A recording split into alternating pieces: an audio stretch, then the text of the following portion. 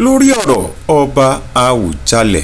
Gẹ́gẹ́ bí ẹ ti mọ̀ wípé àwọn oyè kan ń bẹ tí wọ́n ń pè ní oyè ajẹ́ kí ọba tó jẹ. Nínú ẹ̀ náà ni Olurasonwa ti ìlú Rasonwa wà. Adelé Rasonwa mú ọmọ oyè wọn wá sí ọ̀dọ̀ aláyélúwà Olisa Ogun ti Ijebu-Ode. Àwọn Olurasonwa yìí, àwọn ni wọ́n ń pè ní ọ̀rà síwájú olú. Àwọn náà ni ìran Ọ̀rànfẹ̀ onílé iná tí àwọn ènìyàn ń pè ní Ọ̀rànfẹ̀ onílé iná, àjàlájì oníbọn ọ̀run, akẹran tí jẹwé gbégbé. Kábíyèsí o. Orúkọ mi ni Prince Yorinde Adelé Olurasonwa. Nǹkan tó mú mi wá sí bíbáyìí pẹ̀lú àwọn èèyàn mi ni wípé nípa ọ̀rọ̀ bí wọ́n ṣe máa jẹ ọba ní Ijebu-Ode, torí onírò tí àwa Rasonwa máa ń take, torí pé àwa ni ọ̀rà síwájú olú, àwa ni ọmọ jíjí kùtùkùtù, so onírò tá máa ń take, torí pé tí ò bá jẹ́ pé kábíyèsí wàjà wọn lè jọba méjì ní Rasonwa. Bàbá tèmi ni Olurasonwa, tó jẹ́ wípé ìgbà tí bàbá tèmi wàjà ọba Ijebu-Ode sì wà ń bẹ̀, so wọn lè jẹ ọba ẹ̀mí láì jẹ́ pé ọba Ijebu-Ode ó wàjà. So yẹn mo ṣe ń ṣe adélé láti ìgbà yẹn títí di àsìkò tí bàbá wàjà. Ìgbà tí bàbá wàjà làwa wò pé ó nídìí pé ká tún lọ ṣe ẹ̀tọ́ wa gẹ́gẹ́ bí a ṣe máa ń mú ọba Ijebu-Ode wa. Àwa ni Olurasonwa la máa mú ọba Ijebu-Ode wa.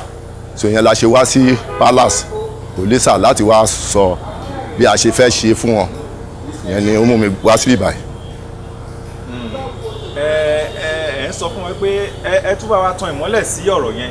Ṣé ẹ̀yin náà ní ìlú yín ní ti Rasonwa, ṣé ẹ fẹ́ jọba ń bẹ̀ ni, àbí ojúṣe wo gan-an ni Olurasonwa ló máa ṣe fún Awujale ti Akilẹ̀jẹ̀? Torí pé Awujale ni a fẹ́ jẹ ní ilẹ̀ Ìjẹ̀bú. Báwo ni Olurasonwa àti Awujale, báwo ni wọ́n ṣe tán mọ́ra tó di wípé ó dìgbà tí wọ́n bá jẹ Olurasonwa kí wọ́n tó di Awujale? Gẹ́gẹ́ bí a ṣe gbọ́ nínú ìtàn, Olurasonwa ọba ni, ìtorí wípé àwa ni aṣáájú olú, àwa la máa mú ọba Ijebu-Ode wá. So bàbá tèmi ni ọba nígbà yẹn, nígbà tí wọ́n mú ọba Ijebu-Ode wá. So bí wọ́n ṣe ń jẹ́ ni mo ṣe sọ lẹ́ẹ̀kan pé Olurasonwa bàbá tèmi ni. So ìgbà tá a bá jẹ Olurasonwa náà ṣe máa wá mú ọba Ijebu-Ode, nítorí pé Olurasonwa ló máa mú ọba Ijebu-Ode wá gẹ́gẹ́ bí wọ́n ṣe ń ṣe àìtó yẹn. Ìgbà tá a bá mú wá sí Ijebu-Ode la máa ṣẹ̀ wá fà á láwọn ará Ijebu-Ode ní ọwọ́. Ó dẹ̀ ní ilẹ̀ wa ńbẹ̀ tá a ti ojúbọ wa ńbẹ̀ tó jẹ́ pé orísun wa ní ìpamọ́ rẹ̀. So ibẹ̀ gangan nílò ìṣí wa, ibẹ̀ la máa ti fà lé àwọn Ijebu-Ode lọ́wọ́. Dájúdájú pé ó ní ojúṣe àti àìtó tẹ́ ẹ máa ṣe fún Awujale ti Akilẹ̀jẹ̀. Bàbá ẹ jọ̀ọ́, ṣé ẹ ti wá ní ọmọ oyè báyìí ni, àti wípé ilé mélòó gan ló ń joyè ní ìlú Rasonwa yìí? Ẹ ṣeun atọ́kùn. Ìdílé méjì ló máa ń jẹ ọba tó máa ń jẹ Olurasonwa. Ìdílé Adékọ̀yà, ìyẹn ni ìdílé ti bàbá tèmi. Ìdílé Fákọ̀yà ni ẹnì kejì. So ìgbà tí bàbá tèmi ti lè ṣe ní àkọ́kọ́ tó jẹ́ pé ìdílé Adékọ̀yà, so tí ó dẹ̀ tún di pé wọ́n tún fẹ́ yan Olurasonwa èmi, ó gbọ́dọ̀ lọ sí ìdílé Fákọ̀yà. A dẹ̀ ti wá lọ sí ìdílé, àti kọ lẹ́tà sí ìdílé Fákọ̀yà. So ìdílé Fákọ̀yà ọmọ oyè tán múlẹ̀, òun ni mo mú wá sí ibi gẹ́gẹ́ bí Olurasonwa. Òun lẹ mú wá sí ọ̀dọ̀ Ogun gẹ́gẹ́ bí Olurasonwa tí a yàn. Tẹ̀yàn. Bẹ́ẹ̀ni. Ẹni wọ́n wá fà á lẹ̀ gan láti jẹ Olurasonwa ti Rasonwa. Ẹ ṣeun atọ́kùn. Ẹni tí wọ́n fà á lẹ̀ ni ọmọ ọba Adéwálé Ọmọlólú Emmanuel. Òun ni wọ́n fà sílẹ̀. Láti ìdílé wo? Láti ìdílé Fákọ̀yà, láti lè fún Olurasonwa. Ti Rasonwa. Òun ló gbé yín débi lónìí. Òun ló gbé mi débi lónìí láti lè bẹ̀rẹ̀, àti fẹ́ kàn bẹ̀rẹ̀ gbogbo àwọn ètò yẹn. So ètò tó tún súnkàn náà ni mo tún mú wọn wá. A ti ń ṣe ètò yẹn bọ̀ láti ìgbà yìí wá. Ètò tó tún súnkàn náà ni mo tún mú wọn wá lénìí, torí pé àwọn kan ìyókù tó ètò máa ṣẹlẹ̀ tó jẹ́ pé a máa ètò ń ṣe gẹ́gẹ́ bí ẹ̀tọ́ wa, òye wà wájú pé ọjọ́ mélòó kan la máa tún ṣe àwọn ètò yẹn.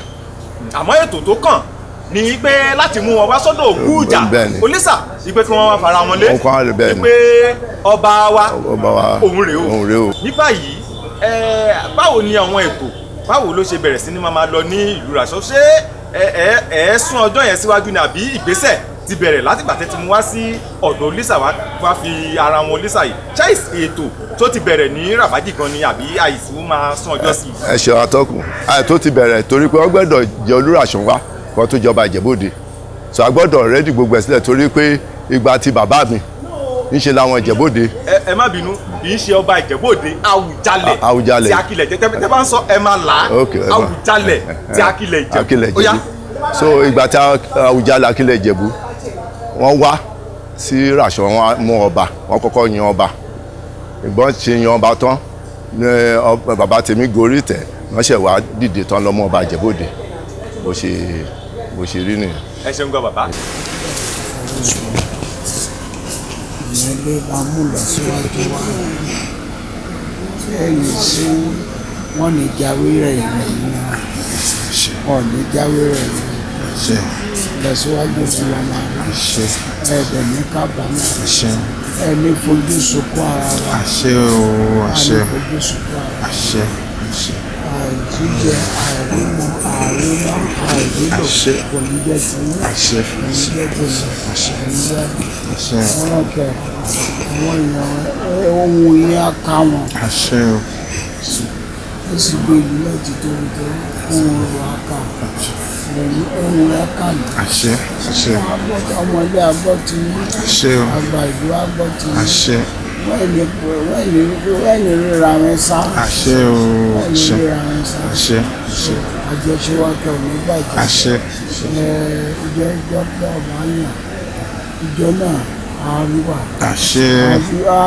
ọjọ́ iyì ọjọ́ ẹ̀yẹ ó máa wọ́n lè kábàámọ̀.